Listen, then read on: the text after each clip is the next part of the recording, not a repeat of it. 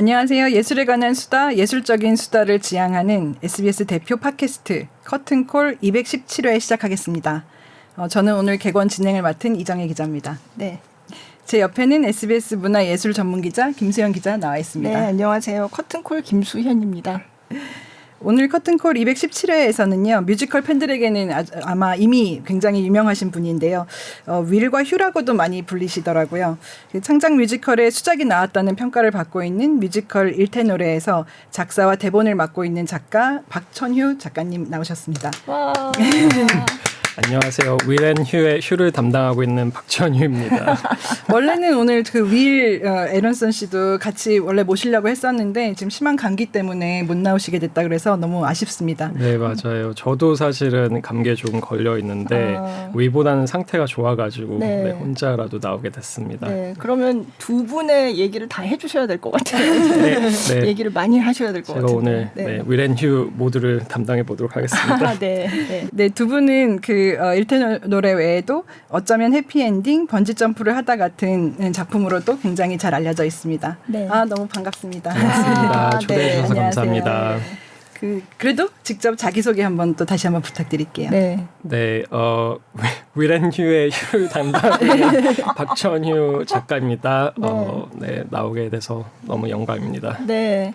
윌앤휴, 휴앤윌 그때 좀 다르더라고요. 네, 저는 항상 뒤에 서는 걸 좋아해서요. 윌 앤 휴라고 제가 먼저 지칭하고 있어요. 네, 그리고 알파벳 순으로 해도 윌이 에런슨이라 A고 제가 박이라 P라서 네, 윌이 먼저 나가는 게 맞다고 생각합니다. 그렇게.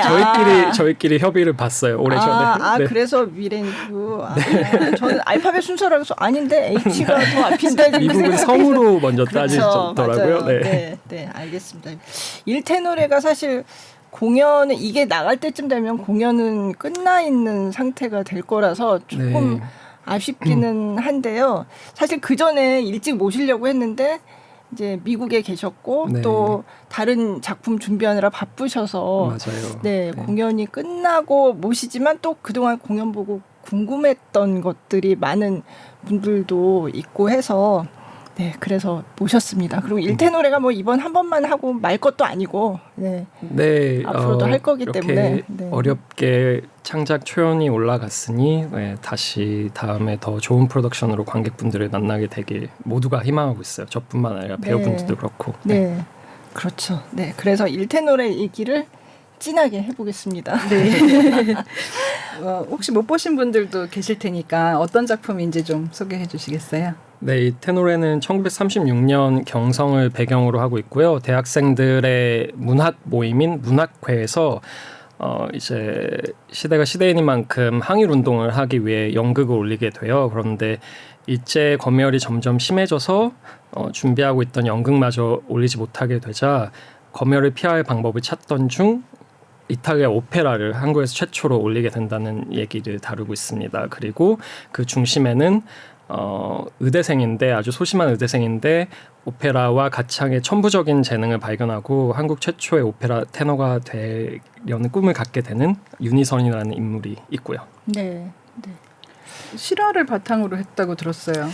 사실은 모티브만, 그러니까 영감만 실화에서 가져왔다고 하는 게 더 정확할 것 같은데요. 우리나라 최초의 오페라 공연을 하셨던 이인선 테너라는 분이 계셨고 그분이 실제로 연희 세브란스 의전에 다니셨고 나중에는 이제 의사가 되셨고 그 역사적인 기록만 가지고 이제 시작이 되었고 나머지는 사실 다 모두가 창작이고요. 그런데 시대극이니만큼 부민관 폭탄 의거 사건이라든지 이런 것들은 사실 역사에서 어떤 모티브를 가져온 것들이 또 있고요. 그러니까 부민관 폭탄 사건이 실제로 있었던 일이군요. 네, 시대적으로 완전히 맞지는 않지만 이 테노레 배경보다 10년 뒤에 일어난 일이지만 실제 있었던 일이고 그 사건이 있어서 이 이야기를 생각한 건 아닌데 이제 나중에 공연장이 어디로 될까 이런 것들을 역사적인 기록을 바탕으로 고려를 하다가 정말 저 공연장에서 폭탄 의거 사건이 있었지 이런 것들이 또 맞아 떨어지더라고요. 그런 것들이 굉장히 흥미로웠어요.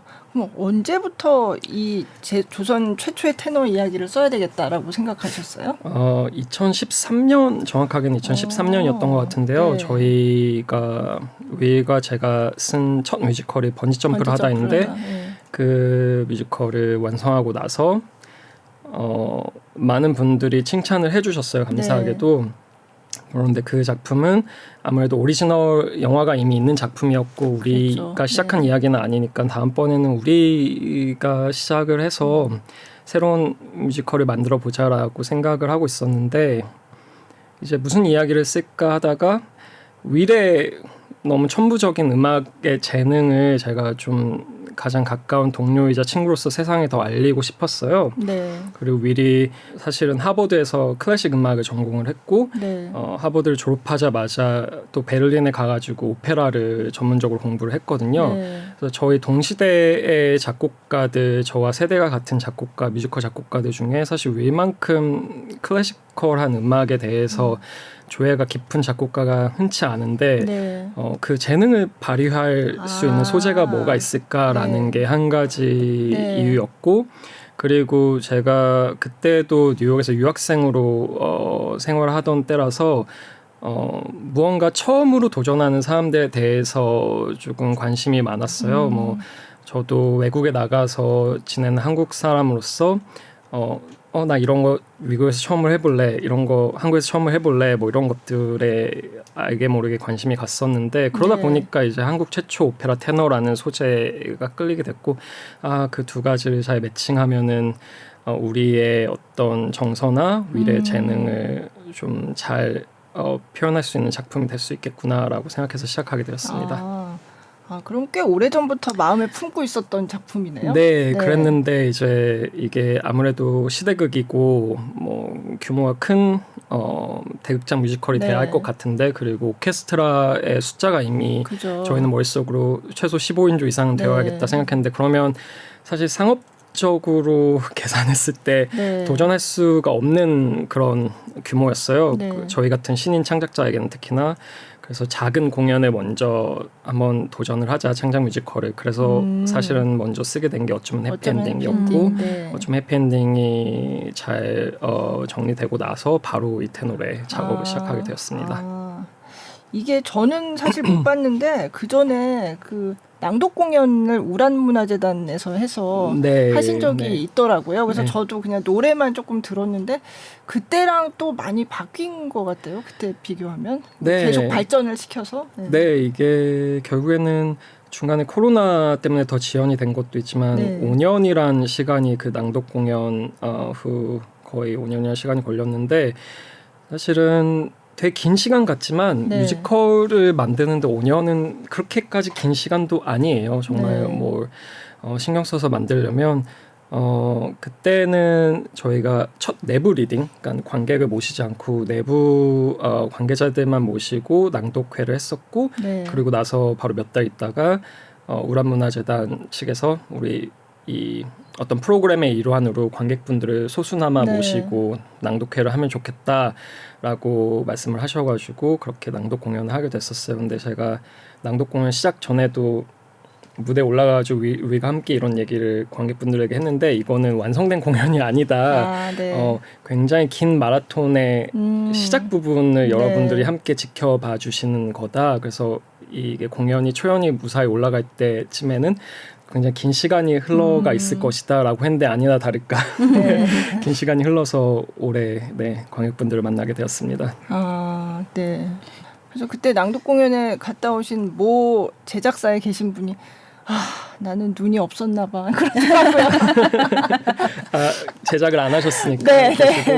그때랑은 너무 많이 달라서 아까도 말씀해 주셨는데 그때는 정말 시작점에 있었던 첫 번째 초고였으니까요. 아직도 저희도 뭐 캐릭터들도 그렇고 모두가 다 이걸 찾아가는 과정이었어요. 그래서 지금 그 대본을 보면 저도 창피하고요. 그래서 그렇게 뭐 그때는 진주까지는 아니었던 것 같아요. 우리 잠깐 보고 갈까요? 일테노래 어떤 작품인지. 순서대로 하면 네, 환상 맞아요. 오페라 장면부터 이게 어떤 장면인지 좀 말씀을 해주세요. 네. 주인공 이선이 네. 의대생으로서 자기에게 주어진 책임감 그리고 사실은 이선의 형이 먼저 똑같이 의대생이었고 네. 또 항일운동 모임 문학회에서도 굉장한 스타였어요. 네. 네. 그래서 그런데 그 형이 저희가 극 중에서 제대로 밝히지는 않지만 불의의 사고로 세상을 떠나고 네. 이선이 이제 그 무게를 감당하게 된 거죠. 형처럼 자기도 어서 훌륭한 의사가 되어야겠다. 그런데 이제 오페라에 점점 빠져서, 마음이 빼앗기고 그다음에 공부 학업을 동시에 같이 할 수 없는 상황에 다다른 거죠. 그래서 굉장히 중요한 시험을 앞두고 있는데 시험 중인데 심지어 계속 머릿속에서는 오페라 생각이 떠나지 않아서 시험을 망치게 되는 장면인데 네. 주변에서 함께 시험을 보고 있는 학생들이 이선의 머릿속에서 충돌하는 오페라에 대한 사랑과 학업에 대한 의무감 이런 것들을 대변하는 네. 그런 넘버입니다. 네. 의사 되기 싫은가? 빨리 결정해. 남의 자리 차지하지 말고. 죄송합니다. 난 의사가 될 거야. 오페라 생각은 그만. 미생물을 없애기 위한 저온 살균법, 즉 파스텔라이 오페라 파스텔라이제이션을 닥터 오페라가 닥터 오페라가 미치겠다. 유니선 오페라 생각 그만. 닥터 파스테르가 개발한 게 몇 년도인지 쓰시오. 맞고 의학이 더 중요한 걸 알잖아.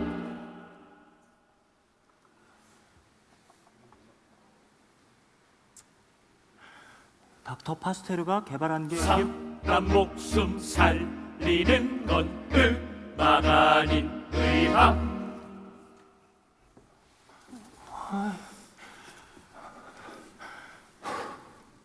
그러니까 시험에 집중하고 오페라 따윈 그만 좀 생각하고 집중해야 해.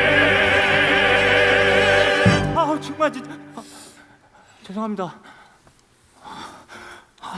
닥터 파스테르가 안 돼, 이선 안 돼. 아직 포기해서는 안 돼. 예술 그 아름다운 가치를 기억해. 이기적인 생각 마라. 예술은 무슨 예술. 고향에 계신 부모님 생각해. 네 학비를 위해 고생하신 그분들 얼굴 부모님 기억해. 안 돼, 오페라 생각 그만. 오페라 생각 그만. 포기하면은 안 돼. 예술 네 아버지 말씀, 네 어머니 가치를 이렇게 넌 이상하는 이상하겠다.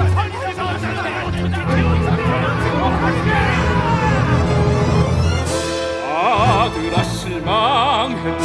아버지! 아들 널 믿었건만 너를 키우느라 고생 바가지인데 오페라는 절대 안 돼. 너를 사가 돼야 해. 너를 사가 돼야 해. 너를 사가 돼야 해. 아버지 말씀 들어. 둘 다 하면 안 될까요? 의학 공부만으로도 바빠. 넌 꼭 되어야만 한다. 닥터 오페라. 닥터 오페라. 닥터 오페라. 닥터 오페라. 닥터 오페라. 닥터. 그런데도 정말 포기 못한다면 포기 못해! 그래 이선 그래 오직 단 한 번뿐인 인생 진정 원하는 예술 그 하나만을 너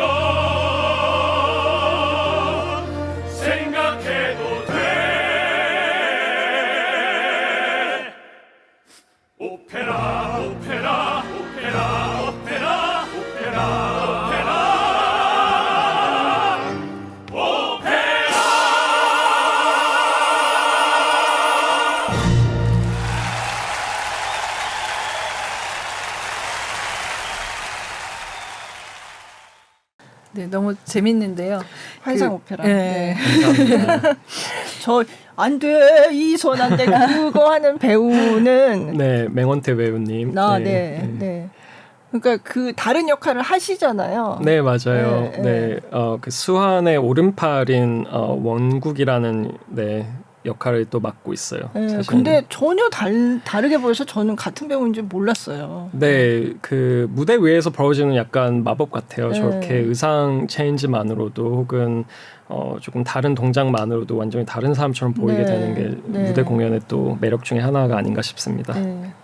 저분은 아주 목소리가 아주 네, 정말 훌륭한 네. 테너, 제가 네. 알기로는 바리 테너. 네. 아. 그리고 저희가 4번 정도의 워크숍을 거쳤는데 긴 기간 동안 그 워크숍 동안 계속 저 역할은 맹원태 배우만 했어요. 네, 지금까지 저 파트를 부른 사람은 저 배우분밖에 없는 거죠. 제일 잘하시겠네요. 그러니까. 그 작가님 제가 잘 몰라서 그러는데 우리가 드라마나 영화 대본하고 다르게 뮤지컬에서 이 작사와 대본을 쓴다라고 하면 네. 뭐가 가장 다른가요? 사실 드라마는 한 번도 써본 적조차 없고 네. 영화는 좀 해피엔딩 영화 버전 대본을 초고를 썼던 적이 있는데 네. 다른 거라고 하면 일단은 뭐 여러 가지 많겠지만 노래로서 스토리를 전달해야 된다는 부분이 있으니까 그냥 극작가로서뿐만 아니라 작곡가와 굉장히 많이 협력을 해야 되는 네. 부분 같아요. 그리고 저는 소설가와 이렇게 좀 직접적인 비교를 가끔 학생분들한테 하기는 하는데 네. 어떤 의미에서 그렇게 말씀을 드리냐면 소설가는 사실 처음부터 끝까지 작가가 100% 컨트롤을 할 수 있는 세계를 창조하는 거거든요. 모든 게 다 작가의 네. 생각에서 나와서 활자로 그냥 옮겨지는 그렇죠. 거니까. 네. 그런데 극작, 뮤지컬 대본, 뭐 연극도 그렇겠지만 특히나 뮤지컬은 사실은 어떤 초석을 다질 뿐이에요. 이게 작가로서 어떤 결벽증이나 완벽주의가 너무 심하면 너무 괴로울 것 같아요. 왜냐하면 연습실에 가가지고 계속 바뀔 수 두 달이 넘는 기간 네. 동안 연출님을 비롯해서 음악 파트 혹은 뭐 배우분들 특히나 여러분들의 의견을 수렴해야 하고 함께 협업을 하면서 베스트를 찾아 나가는 어떤 초석 같은 거거든요. 네. 그리고 뭐 그런 면에서 좀 다른 것 같아요. 영화와 드라마는 모르겠지만. 네. 네. 그래서 제가 요거 보면은 맨 초반에 나오는 장면이긴 한데 그 진현이가 연극회 되게 리더잖아요. 그래서 뭔가 뭘 만들 때 문구를 이렇게 하겠습니다. 네, 이러면 네, 그걸 네, 수정하고 전단지. 네. 전단지. 근데 그게 물론 그냥 현실에서는 그걸 노래하면서 하진 않겠지만 어쨌든 그걸 읽어보고 맞아요. 이건 좀 아닌 것 같아 이러고 좀 네. 고치고 그런 과정을 거치는데 그걸 노래로 하니까 뮤지컬 가사를 쓸 때 저렇게 하나? 딱 그 네, 생각이 네, 들었거든요. 네, 맞아요. 네. 뭐 다른 분들까지는 제가 잘 모르겠지만 네. 일단 윌과 저는 대본도 같이 쓰고 네. 가사 면에서도 윌이 굉장히 많은 아이디어를 저에게 줘요. 그리고 뭐 심지어는 단어 하나하나까지도 네. 가끔씩 그래서 싸우기도 하는데 단어 하나하나까지도 이거는 발음하기 어렵지 않아? 이거는 의미가 여기서 나오는 게 맞아? 이런 것들을 서로 얘기를 하면서 이제 계속 찾아 나가죠. 그 전단지 장면처럼. 그죠. 그래서 직접 노래를 부르면서 저렇게 고치시나라고 생각했어요. 네. 그리고 네. 저희 같은 경우는 네. 조금 특이한 게 한국의 다른 창작자분들 같은 경우는 대부분 텍스트가 먼저 이제 가사까지 먼저 나오고 그걸 작곡가분이 음악으로 옮기는 경우가 더 많다고 들었는데 저희는 음악이 먼저 나오는 경우가 거의 80%예요. 그래요? 네. 그래서 윌이 멜로디를 쓰면 네. 제가 거기에서 이제 거기에 맞는 가사를 붙이고 물론 어떤 가사 내용이 될지는 미리 멜로디를 어떤 쓰기도 전에 내용의, 둘이 네. 함께 의논을 하지만 네. 그래서 뭐 이렇게 붙여보고 같이 불러보고 별론가? 그럼 또 다시 고쳐보고 뭐 그런 작업이 이루어져요. 네. 너무나 좋은 파트너를 어쨌든 만나신 것 같은 느낌이 드는데 네, 어떻게 만나셨어요, 두 분은? 저는 어리지 않은 나이에 제가 25세 뉴욕으로 유학을 갔는데 그때 가자마자 순서가 조금 바뀌었네요. 제가 가기 전에 네. 작사가로 먼저 데뷔를 한국에서 했었어요. 네. 가요 작사가로. 제가 한국에서 문예창작과를 다니면서 나는 가사를 쓰는 사람이 되고 싶다 해서 몇 년이 걸려가지고 작사가로 데뷔를 했는데 그때쯤에는 이미 나는 미술도 하고 싶어 더 늦기 전에 유학을 갈 거야 라고 결정을 한 상태였거든요. 그래서 어렸을 때부터 글과 미술 둘 다 하는 게 꿈이었어가지고 네. 그래서 뉴욕에 갔는데 그럼 뉴욕에는 디자인을 공부하러 가신 거예요? 미술을 순수 공부하러? 미술이었어요. 순수 미술이요? 네, 회화를 공부하러 갔는데 이제 가자마자 거기에 한국인 학생들이 있잖아요. 거기에서 윌이라는 친구가 있는데 지금 한국에서 마일스 캐리걸이라는 뮤지컬을 막 작곡을 네. 하고 왔다. 네. 너는 한국에서 작사를 한 경력이 있으니 둘이 만나면 재밌을 것 같다. 그래서 네. 그냥 친구로서 만나게 된 거예요. 네. 처음에는 만나가지고 같이 영화 보고 뭐 보통 친구들 그렇듯이 그죠. 뭐 술 마시고 책 얘기하고 이랬는데 저희가 취향이 되게 비슷하더라고요. 그때 네. 제가 굉장히 좋아했던 작가이자 영화 감독이었던 미란다 줄라이라는 사람인데 위도 그 사람의 단편집을 너무 좋아해가지고 몇 네. 번씩 읽어봤었고 뭐 그 외에도 히치콕의 영화를 같이 좋아하는 공통점도 있었고 소피칼도 좋아했다고. 맞아요. 저 네. 그때 가장 좋아했던 아티스트 중에 한 명이 소피칼이었는데 네. 아는 사람이 별로 많지 않은데 네. 저 전시하는데 가서 본 적이 네, 있어서. 저도 네. 소피칼 너무 좋아했고 네. 그러다 보니까 이제 제가 몰래 좀 멜로디를 써가지고 혼자 흥얼흥얼거리면서 녹음했던 제가 작사 작곡을 다 한 곡이 한 5곡 정도 있었어요. 한국에서 만들었던. 네. 근데 저는 윌만큼 편곡을 할 수 있는 기술이 없다 보니 이것 좀 우리 죽이 잘 맞는 것 같은데 내가 흥얼흥얼거리면서 만든 노래가 있는데 네가 좀 악보로 옮겨줄 수 있겠어? 네. 해가지고 둘이 피아노 앞에 앉아가지고 그 노래들을 완성하게 된 거예요. 5곡 네. 정도를. 저희가 데모 비슷하게 그걸 녹음을 했어요. 그냥 집에서. 네. 그런데 그 데모를 그때 당시 뮤지컬 헤븐이라는 제작사 네. 우리가 함께 작업을 했었던 거기에서 네. 번지점프 하다라는 번지점프 하다. 네. 공연을 만들고 있는데 담당 PD님이신 한혜영 PD님 지금은 노네임 셔터 대표님이신데 네. 한혜영 PD님이 또 때마침 뉴욕에 와 계셨어요. 아. 그래서 저희 둘이 이렇게 노는 걸 보고 기억을 하셨나 봐요. 네. 그리고 나서 윌에게 번지점프를 하다 작곡 의뢰가 갔는데 윌이 나는 휴화하고 하면은 하고 싶다 이렇게 된 거죠. 그래서 그게 저희의 시작이었어요. 근데 저는 사실 처음에 거절했어요. 네. 나는 뭔가 누군가의 자리를 뺏는 것 같다. 사실 보면은 뮤지컬을 전공한 사람들도 있는데 나는 문예창작을 전공하긴 했지만 뮤지컬 전공은 아니었는데 가요 작사를 했다는 이유만으로 그리고 작곡가가 친구라는 이유만으로 너무 섣부르게 도전을 하기 싫다. 제 기억을 아마 1년 정도 저희가 고사를 했던 걸로 기억을 해요. 그런데 네. 다시 감사하게도 다시 연락이 와가지고 뭔가 그때는 조금 해보고 싶다는 생각이 들었어요. 왠지 네. 모르겠는데 윌하고 이렇게 너무 잘 지내니까 잘 네. 맞으니까 같이 해보면 좋겠다 해서 하게 된 게 번지점프를 하다. 아, 그게 시작이었군요. 네. 네. 저 번지점프를 하다 초연을 봤어요. 네. 네. 네. 네. 굉장히 오래전에. 그렇죠. 네. 네. 그래서 그때도 정말 음악이 진짜 좋다라고 생각했었고 사실 음악 상도 받았잖아요. 그때. 맞아요. 네. 맞아요. 네. 네. 그래서 이런 작곡가 이런 작가가 있구나라고 근데 그때 알았었죠. 네. 네, 번점프 하다는 제가 작사가로만 참여를 네, 했지만 네, 아무튼 그게 저희의 시작이었습니다. 네. 거기서도 지금까지도 굉장히 따로도 많이 불리는 노래가 있잖아요. 그게 나의 전부란 걸이라는 그 러브 테마 그렇죠. 듀엣곡. 네. 네. 그렇게 많이 결혼식장에서들 축가로 많이 부르시더라고요. 맞아요. 네, 네. 그러더라고요. 가사도 너무 예뻐요. 아유 감사합니다. 네. 네. 지금 쓰라면 그렇게 못 쓸 것 같아요. 그리고 한 10년 전. 네, 그때만 해도 심야 라디오도 즐겨 듣고 몽글몽글. 네, 그래서 그 뒤에는 어쩌면 해피엔딩을 하셨고 이제 일테노래. 네. 참 일테노래 그 주연 배우가 이제 세 사람이 있잖아요. 네. 그러니까 일테노래니까 그 테너 역할을 네. 한 어쩌면 그 타이틀롤이라고도 할 수 있는데. 그렇죠. 네. 그 세 분이 다 느낌이 다른데 어떠셨어요?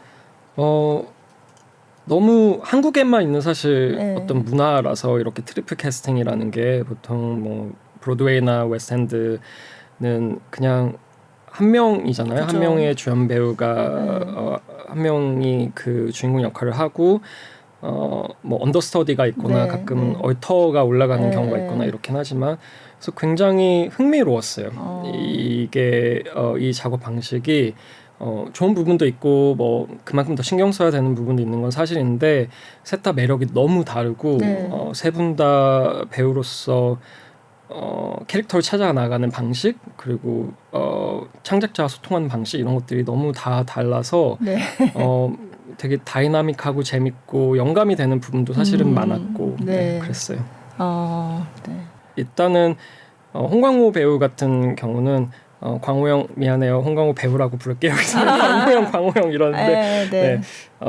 사실은 굉장히 완벽주의자세요. 뭐 네. 많은 분들이 아시겠지만 그만큼 창작자한테는 되게 많은 도움이 돼요. 제가 생각하지 못했던 예를 들어 저는 대본에 그냥 오디션이라고 썼는데 연습 후반에 와서 이거 오디션이라고 하면 좀 더 시대성이 더 드러나지 그러네요. 않겠어. 새벽에 네. 그 당시에. 카톡이 와가지고 네. 그래서 좋아요. 네. 네, 그런 것도 있었고 뭐 이거를 눈치채신 분들만 아실 텐데 이선희 부민관 대관 심사를 하기 전에 약간 모두에게 화이팅을 외치고 이렇게 네. 대사가 아니라 화이팅 지문에도 이렇게 뭔가 이렇게 한다 정도만 적혀 있는데 거기에서도 연습실에서 본인이 막 뭔가를 찾으시더니 지화자 이러시더라고요.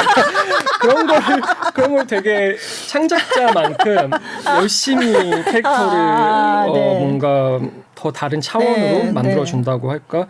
그래서 옆에 있으면 그 치열함이 저에까지 전이 되는 것 같아요. 그래서 나도 저만큼 열심히 해야지. 네.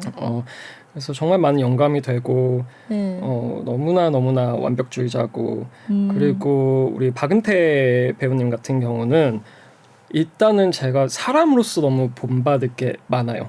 그래요. 저도 네. 힘들다 보면은 네. 예민해지고 막 짜증나고 이러는데 저분은 어쩌면 저렇게 항상 일관되게 한결같이. 네, 네. 모두에게 나이스하고 저희가 사실은 우란문화재단에서 맨 처음에 리딩을 했을 때 뭐 여러 명에게 여러 배우들을 프로듀서님들이 추천을 하시다가 네.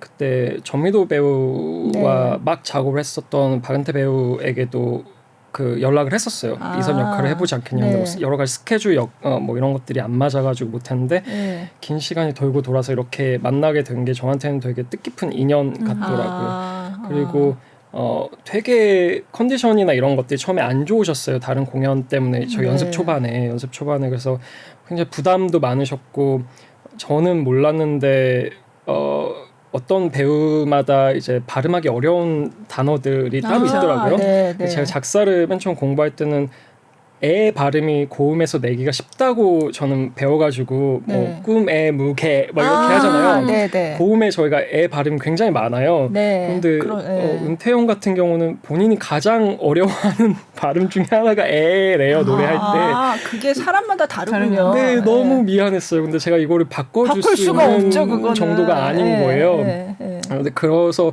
여러 가지 컨디션이나 이런 것도 되게 옆에서 제가 서포트를 많이 못 해주는 것 같아가지고 힘들었는데 결국에는 그거를 정말로 이선희처럼 네. 자기 걸로 100% 만드셔가지고 그러게요. 하는 거 보면서 네. 진짜 대단한 예술가다라는 생각이 들었고 이제 서경수 배 같은 네. 경우는 셋 중에 가장 어리잖아요. 네. 그 이선에게 꼭 필요한 어떤 순수함 이런 네. 게 있어요. 네. 그래서 옆에서 보면서 되게 반짝반짝 빛나 보였거든요. 그리고 저는 솔직히 말씀드리면 세 배우 중에 저마다 너무 장단점이 다르지만 가장 많이 울었던 날은 공연을 보면서 가장 많이 울었던 날은 서경수 배우가 무대에 네. 처음으로 올랐을 때 그때 이상하게 너무 감동적이에요. 지금도 생각하면 감동스러운데 네. 그때 제일 많이 울었어요. 그런 되게 인간적인 매력이 있더라고요. 네. 한번 그러면 들어보기로. 네, 그럽시다. 오디션. 네. 네. 홍광호 배우의 골드 레코드 오디션 네, 골드 장면입니다. 레코드 오디션 장면입니다. 네. 자, 다음 순서. 네, 이리 오세요.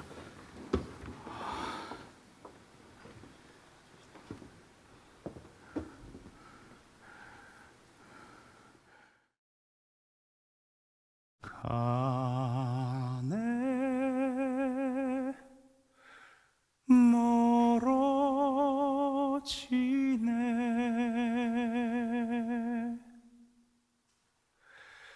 빛바랜 희망이 됐네. 나의 나의 찬란하던 꿈이여.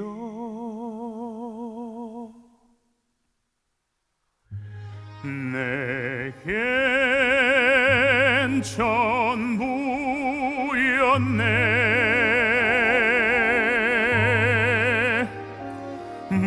무겁게 진 누른데도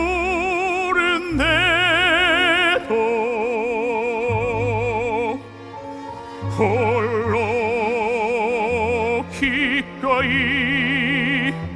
온전히 짊어졌던 꿈의 무게.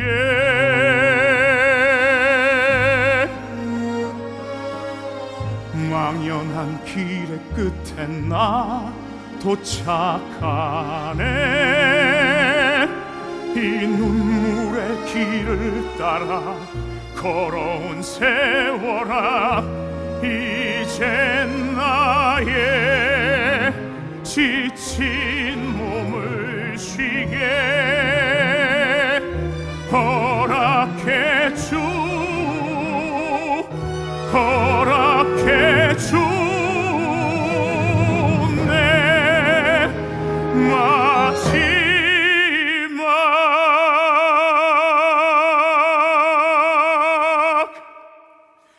이 노래.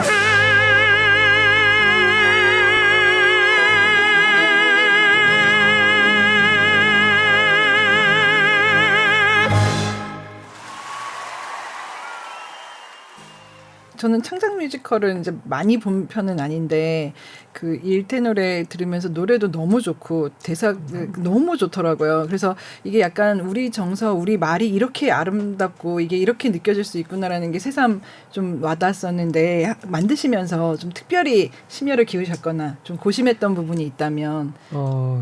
특별히 심혈을 기울였다라는, 너무 오래 걸려서 사실은 세세하게 기억이 안 나는데, 처음에는 도전 같았던 부분들이 일단 오페라의 가사, 오페라의 노랫말을 써야 되잖아요. 그래서 네. 오페라 노랫말들은 또 그냥 기본적으로 우리가 듣는 뭐 가요, 대중 가요의 노랫말과는 또 달라야 하고, 스토리텔링을 해야 되는 네. 넘버의 또 노랫말과는 달라야 하니까 그 모든 것들을 고려하면서 밸런스를 찾는 게 조금 어려웠어요. 시적인 느낌이 나면서 네. 그렇다고 너무 고루한 느낌까지는 안 나면서 나름 세련됐으면 좋겠다라고 고민해서 만들었던 게 뭐 그리하여 사랑이여라는 네. 그 아리아, 두 번째 아리아 가사라든지 꿈의 무게도 마찬가지고요. 그런 가사들을 쓸 때 조금 심혈까지는 아니지만 애를 썼던 것 같고, 사실 이거는 좀 사적인 얘기인데 그 이막에 마음이 정하는 일이라는 넘버가 네. 있어요. 수환이하고 네.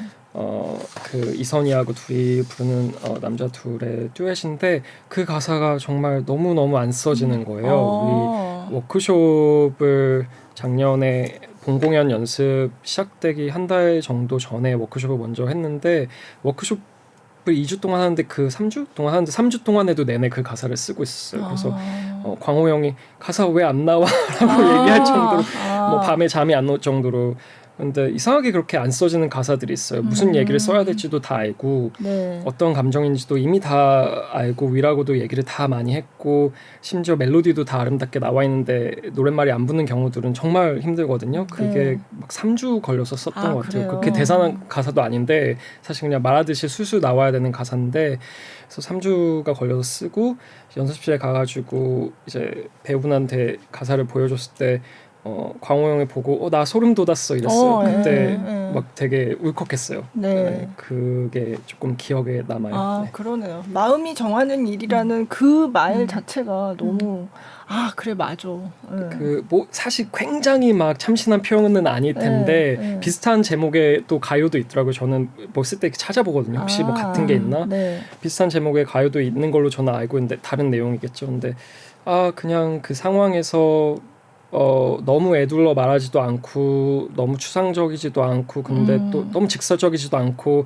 그런 표현들로 조금 네. 단아하게 쓰고 싶다 네. 이런 욕심이 있었던 가사예요. 네. 네.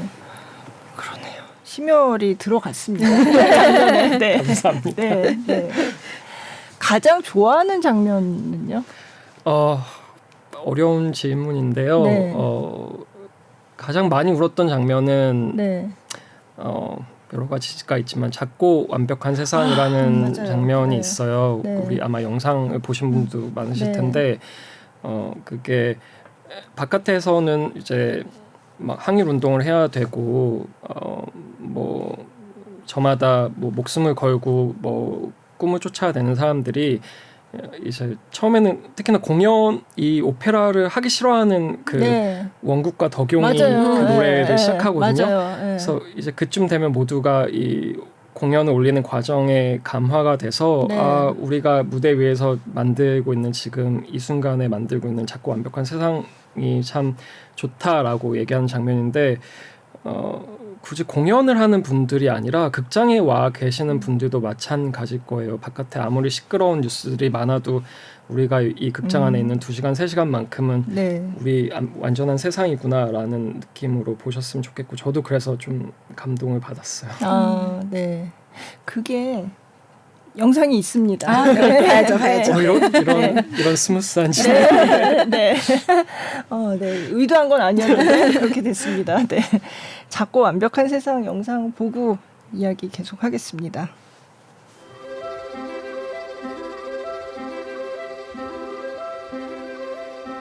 작고 완벽한 세상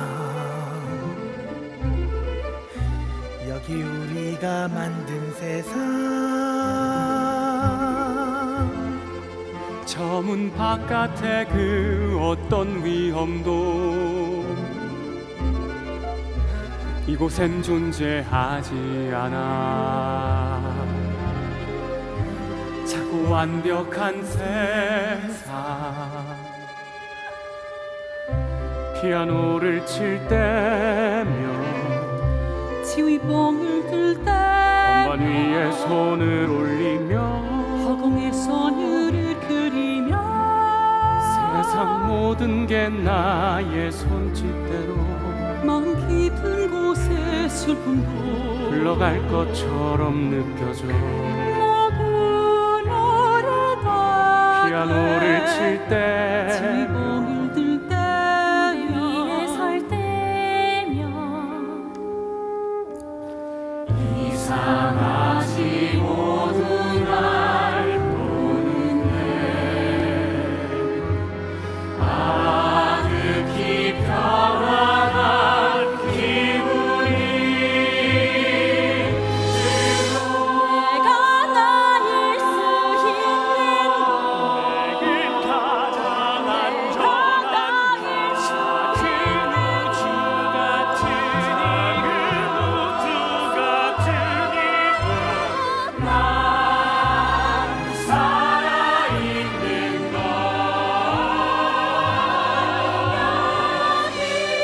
여기 이곳에 작고 완벽한 세상 여기 우리가 만든 세상 저 문 바깥에 그 어떤 위험도 이곳엔 존재하지 않아 작고 완벽한 세상 여기 우리의 세상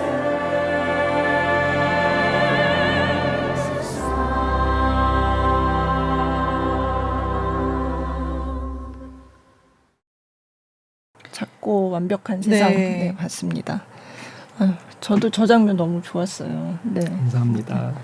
새삼 보니까 저는 외국인 배우가 한국어로 이렇게 배역을 하시는 것도 많이 못 봤던 것 같아요. 맞아요. 굉장히 특별한 케이스예요. 네, 네. 네, 이게 한국을 배경으로 한 우리 이야기인데 다른 사람들은 다 한국인을 연기하고 있는데 한 한국인만 외국인 백인을 연기하면 너무 이질감이 느껴질 것 같다. 네. 그리고 우리는 조금 리얼리티를 특별히 더 신경 썼으면 좋겠다라고 해서 굉장히 어려운 작업이었어요. 외국인 배우 저 정도로 네. 한국어 대사 전달 능력 있는 외국인 배우를 캐스팅하는 게 굉장히 어려웠고 그래서 오디션도 여러 차례 받고 그렇게 해서 진행을 하게 됐습니다. 제작사로서도 굉장히 모험이었는데 네, 저희가 진행을 하게 됐어요. 저렇게. 백허 여사 네. 역할을 하신 실존했었던 인물이었어요. 저는. 그래요? 네, 네. 실제로 이화여전에서 음악을 가르쳤던 선교사 분이었어요. 네. 저희가 자료 조사를 그래도 꽤 길게 했는데 네. 자료 조사를 하면서 윌이 저보다도 어떤 면에서는 열심히 찾아봤는데 그때 이렇게 한국에서 음악을 가르쳤던 미군 선교사가 있었대. 그리고 그분에 대해서 찾아보다가 또 백허 여사님의 그 손녀분과 또 연락이 닿아가지고 네, 실제 그분이 한국에서 살았을 때 어땠는지 이런 것들에 대해서도 아는 이야기들을 물어보고 심지어 그 손녀분이 저희 연습 기간에 우연히 또 시기가 맞아가지고 한국에 네. 방문하실 일이 있어가지고 그래요? 저희 네. 연습실에도 놀러 오셨었어요. 네. 그때 네. 그래서 백허 여사를 맡은 배우분들과 사진도 찍고 굉장히 특별한 경험이었어요. 되게 의미 있네요. 그러니까 할머니를 모델로 한 역할을 하는 배우와 네, 그렇구나. 그러니까 굉장히 고증에도 신경을 쓰셨나 봐요. 처음에는 일단 어쨌든 역사가 네. 굉장히 중요했었어서 지금보다도 더 역사적인 사건들이 이야기에 많은 영향을 미쳤었거든요. 네. 그렇다 보니 책임감이 느껴지더라고요. 네. 이게 뭐 완전히 그냥 가볍게 다룰 수 있는 역사들도 아니고 굉장히 아픈 역사인데 이거를 잘 다루려면 우리가 공부를 많이 해야겠다 해서 최대한 자료 조사를 좀 많이 했고 그래서 뭐 지명이라든지 이름이라든지 뭐 시기라든지 이런 네. 것들을 다 하나하나 따져가면서 작업을 했죠. 뭐 네. 당연히 해야 되는 일이지만 시대극이니까 좀 더 신경을 썼던 것 같아요. 네. 그래서 골드 레코드도 실제로 있었던 실제로 있었던 레코드 회사는 아니고 네. 오케 레코드라는 맞다. 회사가 오케 레코드가 있었는데 모델이었던 네, 오케 레코드에서 조금 영감을 받았어요. 그때 당시에 오케 레코드에 사장이 있었는데 그 사장이 굉장히 모던보이였고 네. 야심이 커가지고 뭐 실제로 해외 자기 소속 아티스트들을 그 당시에 보내가지고 뭐 교육을 받게 하고 뭐 이랬다는 그런 기록들이 있더라고요. 네, 그런 거에서 네. 좀 영감 받긴 했습니다. 네.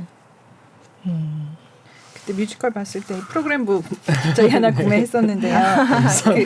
보니까 그 가제가 원래 꿈의 무게였다고 되어 있더라고요. 네, 워킹 타이틀이라고 저희가 작업하는 동안에 네. 가제는 꿈의 무게였어요. 네. 저의 시작부터 꿈 때문에 벌어지는 이들이니까 네. 그래서 계속 꿈의 무게라고 불렀었고 그게 네. 결국에는 아리아의 네. 제목으로 지금까지 남게 되었습니다. 네.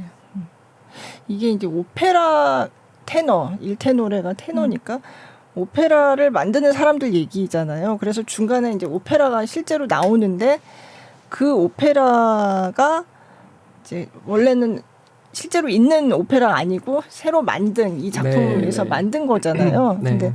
근데 너무 잘 만든 거예요. 막 이탈리아어 가사도 나오고. 네. 예. 그거 좀 궁금해요. 어떻게 하셨는지. 예. 사실 아까 말씀드린 것처럼 윌이 일단 오페라에 굉장히 해박하고요. 네. 공부를 전문적으로 했으니까 네. 이 안에 나오는 이 이야기 속에 나오는 모든 오페라는 그럼 다 창작을 했으면 네. 좋겠다라고 처음부터 결정이 되어 있었고 네. 그리고 그 당시에 뭐 연도와 네. 그리고 이탈리아 오페라라는 것과 네. 그런 것들을 감안해서 어떤 스타일적인 면에서 윌이 많이 고려를 한 것 같아요. 네, 뭐 네. 푸치니라든지 네. 이런 이탈리아 오페라 작곡가들의 스타일 뭐 네. 이런 거를 똑같이 따라하는 거나 이런 건 아니었지만 네. 실제로 그 시절의 오페라라고 생각을 하고 들어도 이질감이 네. 없을 정도로는 만들고 싶어 했던 게 욕심인 것 같고 음. 가사 같은 경우는 사실 한국어로 쓰여진 가사를 바탕으로 제가 이탈리아 말을 할 수 없으니 네. 저희 아는 친구에게 부탁을 했어요. 네. 미국에 있는 친구의 부탁을 이탈리아 말을 잘하는 친구의 부탁을 해서 아. 번역을 해가지고 네. 네, 이탈리아어 가사를 붙였고요. 네. 이렇게 완전히 똑같은 직역은 아닌데 네. 네, 네. 그렇게 번역을 했습니다. 네. 이 소냐토리? 네, 네. 꿈꾸는 자들. 꿈꾸는 자들. 제목. 네. 네, 그것도 네. 네. 꿈꾸는 자들이라는 저희가 제목을 생각하고 이탈리아어로 그거는 구글 번역기를 돌렸어요. 간단한 문장이라 나중에 네. 나중에 한번 체크를 하긴 했지만 이탈리아어 하는 분들에게 네. 네. 그래서 그 오페라 아리아도 이제 전곡이 나오는 것도 있지만 그 이렇게 조금씩 나오고 네. 이렇게 지나가는 것도 있는데 끝까지 다 들었으면 좋겠다 막 이런 생각이. 네, 나중에 저희가 꼭 콘서트를 하고 싶어요.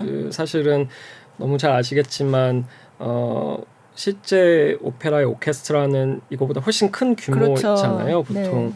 막 60인조 이렇게 되는데 사실 저희가 19인조 뭐 이 정도도 너무 큰 사실은 규모인데 한국에서 라이브로 하기에 이것도 어려웠는데 하지만 콘서트를 해가지고 특별 공연처럼 정말 60인조 오케스트라와 이 오페라 넘버들을 네. 저희가 네. 관객분들에게 들려드리면 좋겠다라는 생각은 하고 있고 네. 얘기도 정말 하고 있어요. 그래요? 그래서 뭐 빠른 시일 내는 아니지만 네. 잘하면 관객분들에게 좋은 소식을 들려드릴 수 있을 것 같아요. 네. 멋있을 것 같아요. 그래서 네, 저도 너무 OST 듣고 싶어요. 이거 음반 안 나오냐 이런 그러니까요. 얘기들 많이 OST 하고 있는데 너무 원해요. 저도 너무 원해요. 일단 제가 윌의 가장 큰 팬 같아요. 사실은 가까이에서 작업을 하지만 네. 너무 아름답거든요. 듣다 보면은 극장에서 들을 때보다 그냥 뭐 오케스트라 연습할 때 듣거나 네. 옆에서 윌이 연주하는 거 듣거나 이러면은 더 세심한 디테일들이 들리잖아요. 그래서 네. OST가 빨리 나와가지고 관객분들이 이렇게 윌이 세심하게 만든 넘버들 그리고 편곡들을 좀 자세하게 가까이에서 들으실 수 있으면 좋겠다라는 생각을 하는데 이게 뭐 한 명의 의지만으로 되는 일이 아니고 여러 가지 뭐 스케줄과 네. 비용적인 것과 이런 것들이 다 맞아야 되는 거라 하지만 모두가 다 한 마음이 돼가지고 지금 애는 쓰고 있거든요. 네. 뭐 저희가 좋은 소식이 있기를. 저도 좋은 소식이 있기를 희망하고 있습니다. 네. 저희가 그 영상이 그럼 또 하나 네, 듣고 네, 네. 그 부민관 이제 공연 장면인데 네. 여기에서 자세한 설명은 뭐 건너뛰고 네. 아리아 두 번째 아리아 그리하여 네. 사랑해요라는 그쵸. 네. 넘버입니다. 네.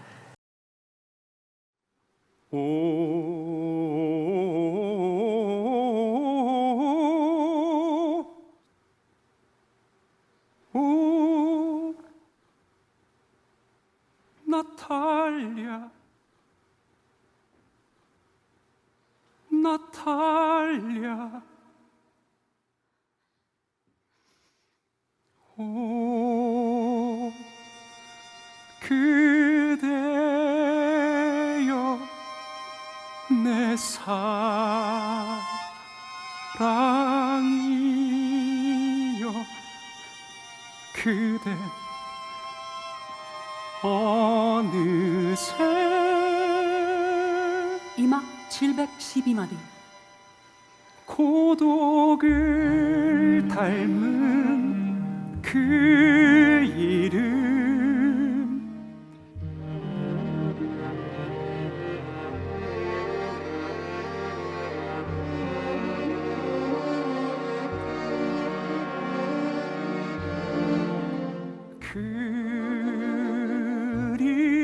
그리워라 내 사랑이여 그댄 먼 계절 겨울을 지나 푸른 봄 눈부신 실록이 되어 돌아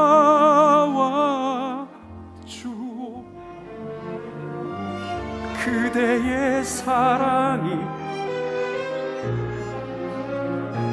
내겐 삶이었소.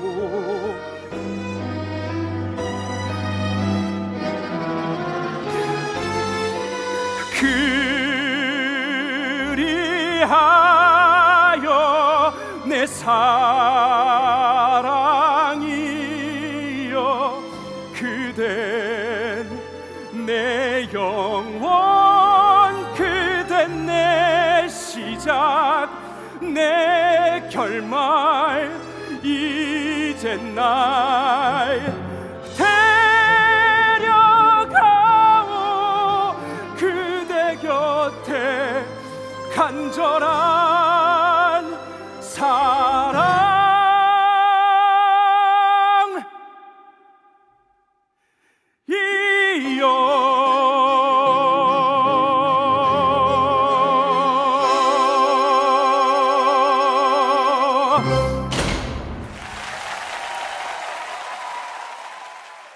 제가 이 프로그램 읽으면서 가장 와닿았던 부분 중에 하나가 이 미쳐 돌아가는 세상에 너무나 소중한 꿈이 있다는 거는 축복일까 아니면 무거운 짐일까 이제 이런 거잖아요. 근데 이거는 이제 일제 시대의 얘기지만 저는 요즘 막 우리가 막 전환기고 막 바뀐다고 하니까 이런 세상에 지금 살아가는 젊은이들이 느끼는 거하고 이 감성적으로는 되게 와닿는 게 있다고 생각했거든요. 네. 그래서 되게 좀 그래서 더 와닿는가? 약간 이런 느낌도 들었었어요. 그러니까 완전 물론 일제 시대랑 지금을 비교할 수는 없지만, 그러니까 되게 힘든 상황에서 뭔가 그러니까 꿈이 있다고 해도 이 꿈을 가는 게 정말 맞는가? 아니면 정말 그냥 시류에 맞춰서 뭔가 해야 되는가? 막 이런 고민을 하는 젊은층들도 되게 많을 것 같은데 혹시 만드시면서 지금 이 시대에 꼭 하고 싶었던 얘기가 혹시 있으신지 궁금했어요.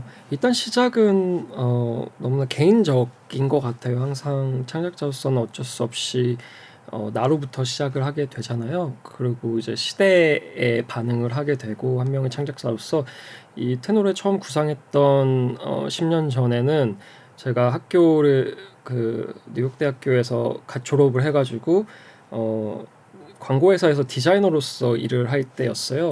그런데 부모님이 생활비를 정말 졸업하자마자 딱 중단하셨어요. 생활비 지원을. 네.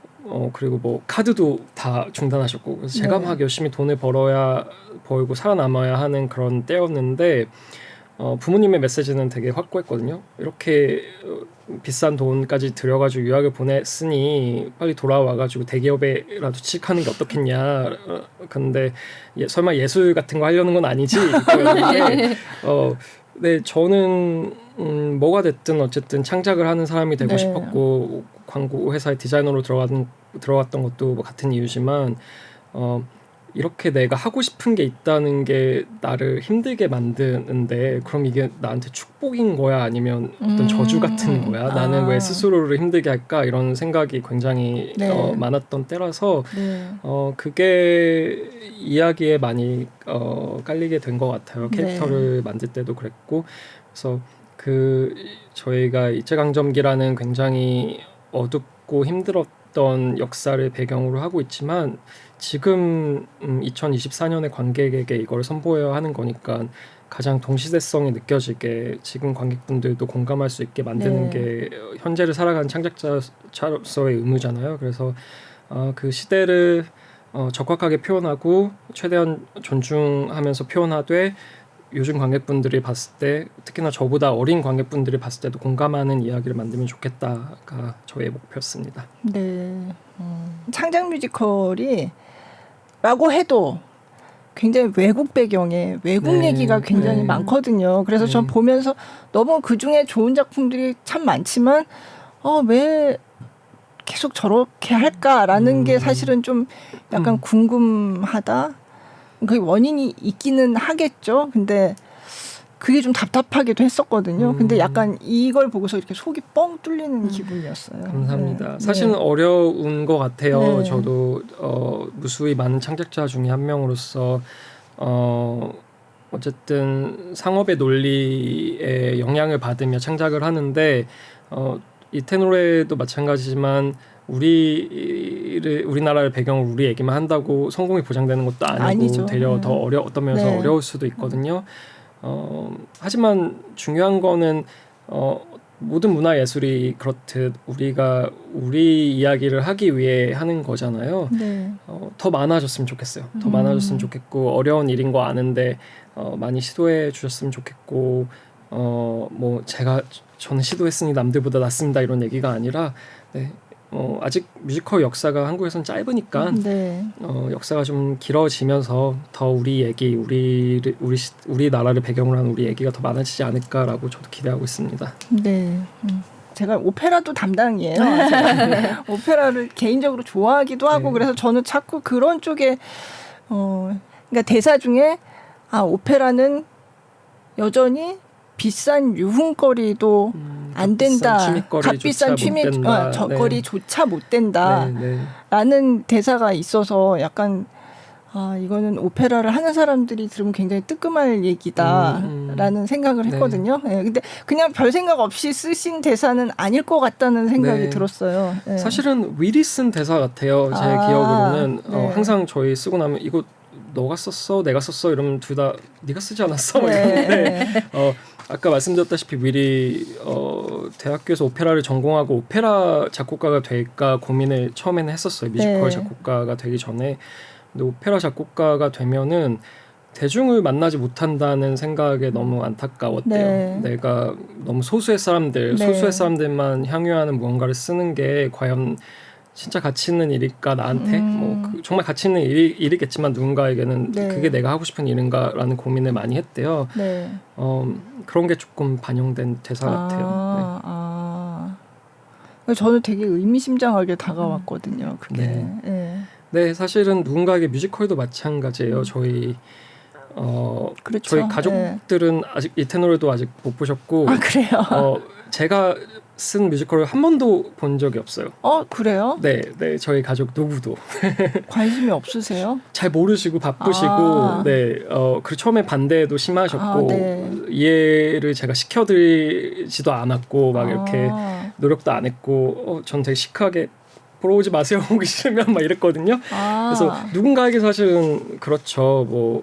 뮤지컬 그거는 좀 괜히 티켓값만 비싸고 재미없고 나랑 취향이 안 맞고 이런 거 아니야라는 얘기를 심지어 저희 가족도 했는데 하지만 아시다시피 또 너무 많은 사람들에게는 그게 또 꿈이자 목표이자 원동력이자 이런 거니까요. 그런 게 조금 담겨 있지 않을까 생각합니다. 그럼 그 환상 오페라가 그 작가님의 머릿속에서 일어나는 일이었을 수도 반영이 되어 있는 것 같아요. 그렇죠. 우리 머릿속에서도 저희 머릿속에서도. 이걸 그래도 예술의 가치를 생각해 이러는 편이 있고 맞아요. 그 목소리가 있고 아니지. 너무 사적인 의도로 쓴 건 아니지만 어느 정도는 영감을 받았던 것 같습니다.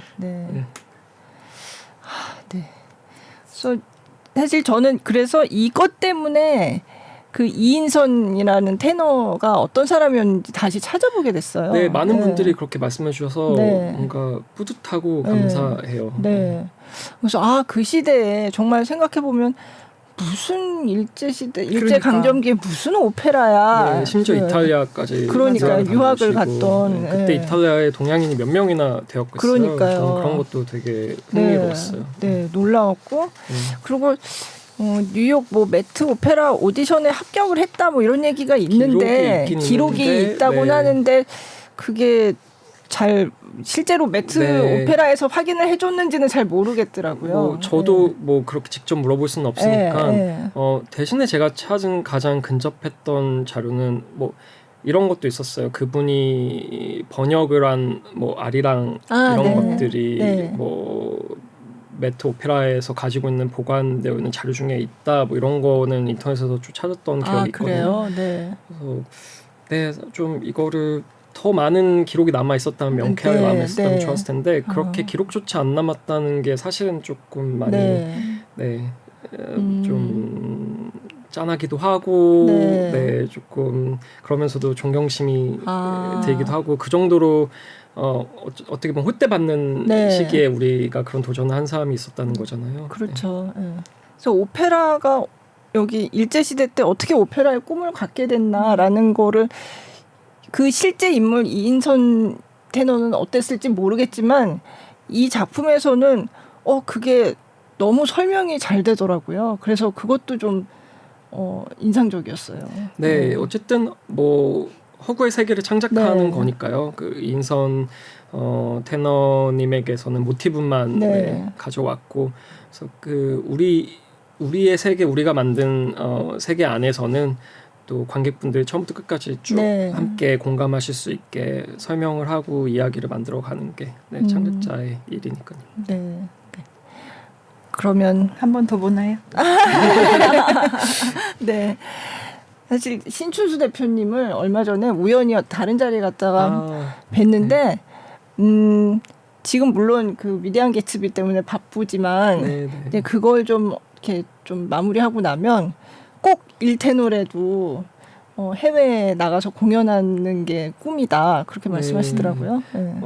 정말 피터팬 같은 분이세요. 항상 이렇게 뭔가 늙지 않는 네. 꿈? 네. 네, 그런 아이콘 같으세요. 네. 저보다도 더 먼저 이거 꼭 해외에서 하고 싶다 이러는데 사실 저는 뉴욕에 베이스를 어쨌든 두고 있는 창작자로서 되게 겁내거든요. 그런 거를. 이게 얼마나 어려운 작업인지 너무 잘 아니까 지금 네. 어쩜 해피엔딩 브로드웨이 공연을 준비하고 있지만 네. 정말요? 저는 못할 것 같은데 저는 막 이렇게 얘기하는데 신 대표님은 한국 공연 오래 걸리면 빨리 뉴욕부터 가자. 네, 저는 못할 것 같지만 근데 굉장히 네, 이거 꼭 할 거예요. 그렇게 말씀하시더라고요. 네. 네, 되게 멋있으세요. 그런 에너지가 사실은 되게 남다른 분 같아요. 네. 그렇죠. 그러니까 에너지가 남다르니까 하실 것 같더라고요. 네. 네. 하지만 되게 고생스러운 작업이라 네. 네. 어떻게 해야 될지 저도 아직은 생각하고 있지 않습니다. 네. 이 말씀을 꼭 드리고 싶었는데 사실 이렇게 앙콜 공연 같은 기회를 창작 초연이 갖는 경우가 되게 거의 없죠. 흔치 않아요. 네. 그런데 뮤지컬은 브로드웨이 같은 경우는 오픈런을 무조건 하잖아요. 네. 관객이 들지 않아서 더 이상 공연을 지속할 수 없을 때까지 올리는 게 기본적인 시스템인데 네. 그렇게 하는 이유가 영상이나 뭐 이런 매체가 아니라 매일매일 공연장에 한정된 사람들이 찾아와가지고 작품을 유지시켜야 하는 공연은 어떤 하나가 잘 되려면 굉장히 긴 시간이 필요하거든요. 네. 그게 요즘의 상업의 논리와는 또 완전히 맞지도 네. 않는 일이고 그래서 이렇게 한국에서 큰 규모로 창작 뮤지컬이 오르게 됐는데 충분히 많은 관객분들이 알려면 공연이 오래 유지되는 그렇죠. 수밖에는 없어요. 네. 다른 방법이 없는데 네. 저희가 이렇게 또 운 좋게 연장 공연을 하게 됐고 그래서 네. 너무 감사해요. 이 배우분들, 뭐 스태프분들 이렇게 연장 공연에 다 참여해 주셔서 그리고 관객분들도 너무너무 네. 감사드리고요. 네. 네. 그러면 일테노래 영상 하나 있는데 그걸 마저 볼까요? 네, 네, 네. 이거는 피날레 장면인데 뭐 특별히 설명은 안 드리겠습니다. 이거는 그냥 보시는 걸로. 네. 네. 이선아, 피날레를 불러줘. 그 어느 때보다도 더 크게.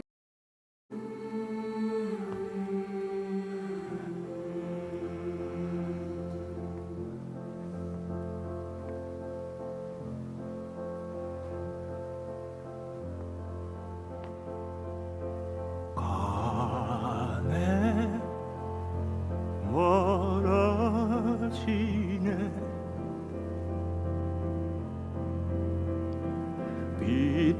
빛바래 희망이 됐네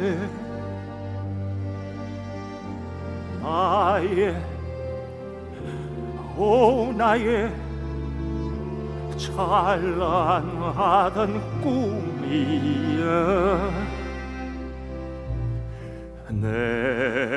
내겐 전부였네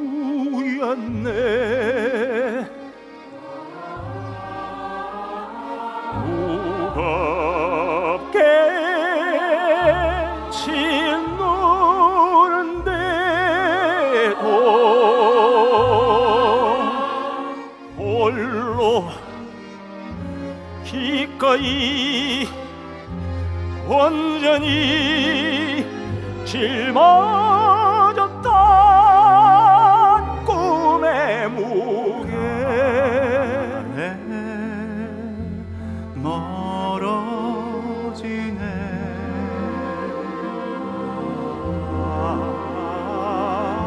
깃발에 희망이 돼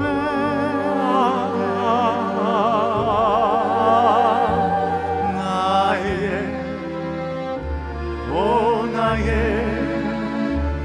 찬란한 흉터가 된 꿈이었네.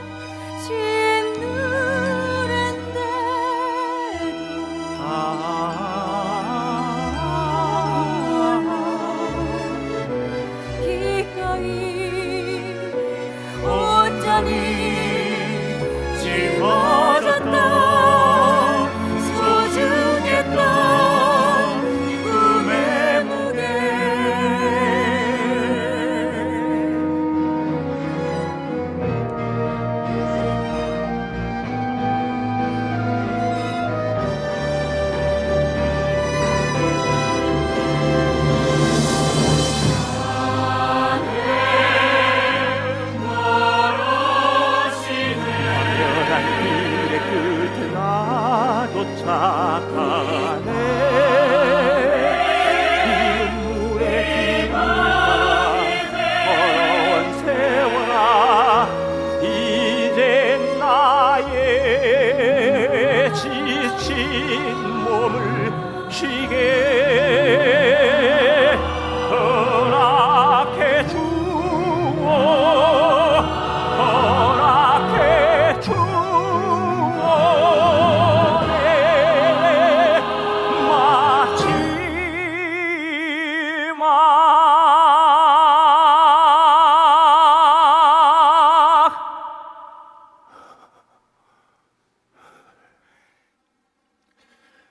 이 노래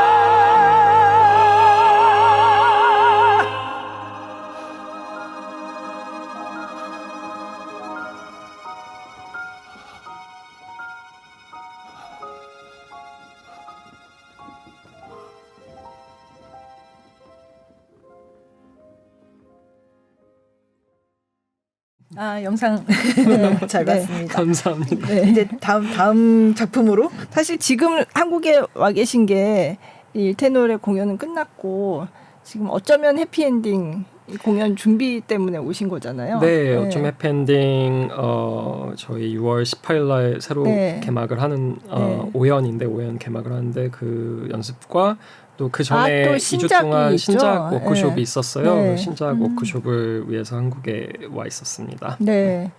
어쩌면 해피엔딩은 벌써 5번째인데 뭐 좀 많이 바뀌나요? 그 전에 아니요, 저희 연습실에서 연출님께서 이거는 라이센스 공연이라고 생각하고 네, 동작 하나, 대사 하나 네. 정해진 대로 해야 한다라고 네. 말씀하셨을 정도로 네. 사실은 바뀌는 건 이제 캐스트 그렇죠. 네. 새로운 배우분들이 네. 참여하시는 분들이 계셔가지고 그분들이 이제 가지고 들어오는 에너지와 어떤 네. 해석 이런 것들이 있을 테고 그 외에는 모든 게 다 같아요.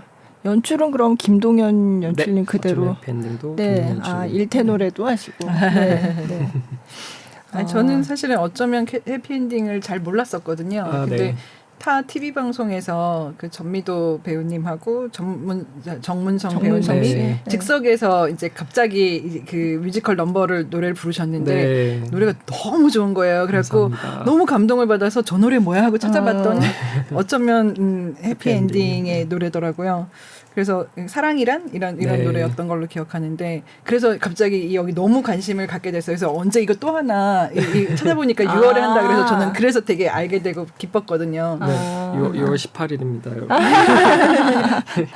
네, 이것도 윌앤휴 콤비의 작품인 아. 거잖아요. 네, 저희가 둘이 같이 이것도 공동으로 극작을 하고 윌이 음악을 쓰고 제가 가사를 쓴 네. 뮤지컬입니다. 네. 네, 어쩜 해피엔딩은 2060년경 저희 가까운 미래를 배경으로 하고 있고요. 해퍼봇이라고 불리우는 인간과 완전히 흡사한 로봇들이 주인공이에요. 그래서 로봇이 주인공인 사랑 이야기지만 사실은 인간보다 더 인간적인 로봇들이라 네. 결국 우리 인간에 대한 이야기입니다. 네. 이거야말로 브로드웨이 공연 아까 잠깐 말씀하셨지만 네, 사실은 이 팟캐스트가 업로드가 될 즈음엔 네. 저희가 브로드웨이 공연이 공식으로 발표가 났을 거예요. 네, 왜냐면 네. 오늘 밤 네. 우리 시간으로 오늘 밤 발표가 나거든요. 그래서 아까 제가 죄송하다고 저 오늘 윌 못 온 이유도 그렇고 저도 그렇고 어제도 새벽까지 저희 뉴욕에 계신 분들하고 작업을 하느라고 너무 바쁘고 힘들었거든요. 근데 트라이아웃은 2020년에 애틀랜타에서 이미 했었는데 저희가 그 사이에 팬데믹을 거치고 그러네요. 여러 가지 것도 디벨롭 과정을 거쳐서 네. 드디어 정식으로 브로드웨이에 올 가을에 올 개막하게 가을에요. 되었습니다. 와. 감사합니다. 극장 어디예요? 벨라스코 시어터라고 헤드웨이기 네. 거기서 했었고 그렇구나. 그러면 배우 배우 연출 다 정해졌나요? 네, 연출은 마이클 아든이라고 네. 작년에 토니상 베스트 연출상도 받았을 정도로 네. 굉장히 뛰어난 연출이고요. 네. 그리고 남자 주인공은 데런 크리스라고 우리나라에서도 아마 글리라는 드라마 뮤지컬 드라마가 있었어요. 네. 그 드라마에 출연했던 데런 크리스가 유명 배우네요. 역할을 네. 하게 되었습니다. 네. 너무 축하드려요. 감사합니다. 네. 기쁜 소식이네요. 감사합니다. 네. 그럼 미국 거는 조금 달라지는 게 있나요? 버전이? 일단 기본적인 이야기는 같고요. 네. 세세하게 달라진 장면들이 꽤 많아요. 사실은 공연을 못 보신 분들에게는 조금 이해가 되지 않는 얘기들이겠지만 어쨌든 여자 주인공의 경우 한국 공연에서는 어떤 암시 정도만 하고 넘어간다던가 이랬던 장면들을 미국에서는 회상 장면을 넣어가지고 직접적인 설명을 한다던가 이런 부분들이 있고 우리나라에서 공연을 이미 보신 관객분들이 가장 아껴주시는 넘버들이 미국 공연은 빠진 경우도 있어요. 그래요? 정서가 너무 달라가지고 그래서 그럼에도 불구하고라는 넘버가 약간 저희 테마 같은 넘버이기도 한데 사랑이란 도 그렇고 그럼에도 불구하고라는 넘버는 미국에서는 다른 넘버로 교체가 되고 그래요? 네. 그렇습니다. 조금 그 넘버를 쓸 때부터 되게 슬픈 발라드거든요. 근데 이거는 뭔가 미국에선 좀 다른 표현 방식 필요하겠다라고 생각을 하고 있었고 배우분들한테 제가 그런 설명을 드린 적이 있는데 한국보다 미국은 어떤 감동적이거나 슬픈 장면을 연기할 때 배우들이 울거나 이러면 관객들은 되려 더 공감을 안 하더라고요. 약간 거리를 두게 돼요. 약간 이렇게 그 정서에서는 이러는 것 같아요. 이거 지금 나 슬프라고 만드는 거지? 그럼 나 안 슬퍼할래? 이런 게 있기 때문에 어떤 면에서는 조금 더 드라이하게 어떤 면에서는 조금 한국 공연보다 좀 직접적으로 이런 것도 있기도 하고 농담 같은 경우들에는 좀 그런 차이들이 있어요. 궁금해요. 그러니까요. 보러 오십시오. 네. 정말 뉴욕에 가고 싶네요. 네. 그럼 신작은요? 신작은 제목은 고스트 베이커리라는 뮤지컬을 저희가 12월에 두산 아트센터 영광홀에서 개막하게 되는데요. 이것도 역시나 윌과 제가 공동으로 극작을 했고 음악은 윌 제가 작사를 했고 1970년 서울을 배경으로 해요. 1970년 서울을 배경으로 유명한 서양식 제과점을 네. 차려서 네. 유명해지는 게 꿈인 여자 주인공 순이가 네. 그 낡은 가게를 이제 네. 빌리면서 네. 벌어지는 이야기입니다. 아, 고스트가 나오나요? 그럼? 그럴까요? 그렇겠죠? 아, 네. 근데 참 아까 말씀하셨지만 그 원래 문예창작을 하셨다가 공부를 하시고 이제 가요 작사를 하시다가 또 미술을 하고 싶어서 유학을 가시고 네네. 예. 어떻게 보면 굉장히 다양한 경험을 쌓고서 이제 뮤지컬 쪽에 네. 오신 건데 어떠세요? 이 뮤지컬 이외에 또 다른 것도 해보고 싶은 뭐 영화라든지 뭐 그런 것도 있으신지? 네, 사실은 위도 그렇고 저도 그렇고 어렸을 때 10대 때 네. 집에서 캠코더로 영화를 만들면서 자랐어요. 아, 그래요? 저보다 윌은 스케일이 더 크게 예. 학교에서 전교생을 동원해가지고 찍은 영화도 있었거든요. 어머, 고등학교 때. 그래요? 그래서 상도 받고 네. 그래서 저희가 뮤지컬 영화를 만들어 보지 않겠냐라는 사실 제안은 많았는데 네. 뮤지컬 영화는 아니고 네. 음악이 조금 중요한 아. 요소로 들어간 이야기가 있어요. 저희가 몇 년 전에 이미 이야기를 함께 쓴 네. 그 단편 영화가 될 것 같고요. 아, 20분, 네. 30분 정도 길이의 그 단편 영화를 저희가 내년에는 만들자. 그렇구나. 올해는 네. 너무 바쁘니까 네. 그 얘기를 계속 하고 있거든요. 아. 몇 년 전부터 준비하고 있는 게 아, 있어요. 그래요? 상업적인 네. 영화는 아닐 것 같고 네. 저희끼리. 네. 그러면 감독 뭐 다 직접 하시는 거예요? 네, 그건 아마 그렇게 될 것 네. 같아요. 둘이 네, 역시나 같이. 공동으로. 네. 네.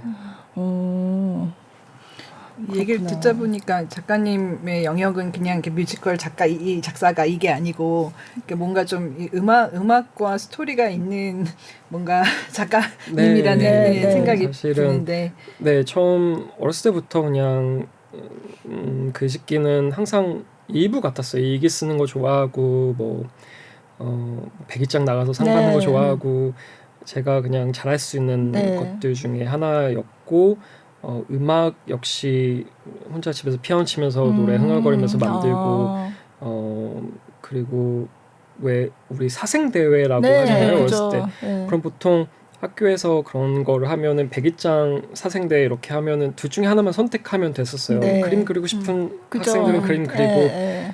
글 쓰고 싶은 학생들은 글 쓰고 저는 막 둘다 정해진 하셨어요? 시간 안에 둘 다 하려고 애쓰는 그런 사람이었거든요. 네. 그래서 뭔가 이렇게 여러 가지 것에 관심이 많았는데 그게 나중에 하나로 모이다 보니까 무대 예술이 되더라고요. 그래서 처음에는 나는 왜 이렇게 하나만 잘하는 것도 힘든데 하나만 제대로 하지 하나도 제대로 못하면서 뭐 이렇게 하고 싶은 게 많지 이렇게 고민했었었는데 그렇게 돌고 뭐 디자이너이도 하고 뭐 작사가도 하고 이랬던 것들이 나중에 공연장에서 합쳐지는 걸 보면서 내가 길게 돌아왔던 게 다 의미가 그래도 나름 있었구나. 내가 네. 그냥 이 무대라는 공간을 찾아오는 과정이었구나라는 생각이 들었어요.